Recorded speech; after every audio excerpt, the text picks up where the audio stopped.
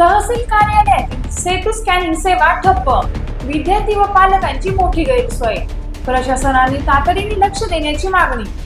निफाड तहसील कार्यालय परिसरातील सेतू केंद्रांवरील स्कॅनिंग सेवा गेल्या 8 ते 10 दिवसांपासून बंद असल्याने विद्यार्थी व पालकांना मोठ्या अडचणींचा सामना करावा लागत आहे. नव्या शैक्षणिक वर्षाची सुरुवात होऊन शाळा व महाविद्यालयांच्या प्रवेश प्रक्रिया सुरू असतानाच हे सेवा केंद्र बंद पडल्याने अनेक विद्यार्थ्यांची प्रवेश प्रक्रिया रखडण्याची भीती निर्माण झाली आहे. उत्पन्न दाखला, जात प्रमाणपत्र, रहिवासी दाखला, गुणपत्रिका आणि महत्त्वाची कागदपत्रे ऑनलाईन अपडेट करणे अनिवार्य असताना स्कॅनिंग यंत्रणा बंद पडल्याने विद्यार्थ्यांना खासगी केंद्रांचा आधार घ्यावा लागत आहे. त्यामुळे वेळ, श्रम आणि अतिरिक्त आर्थिक भुगदंड सहन करण्याची वेळ ग्रामीण भागातील विद्यार्थ्यांवर आली आहे.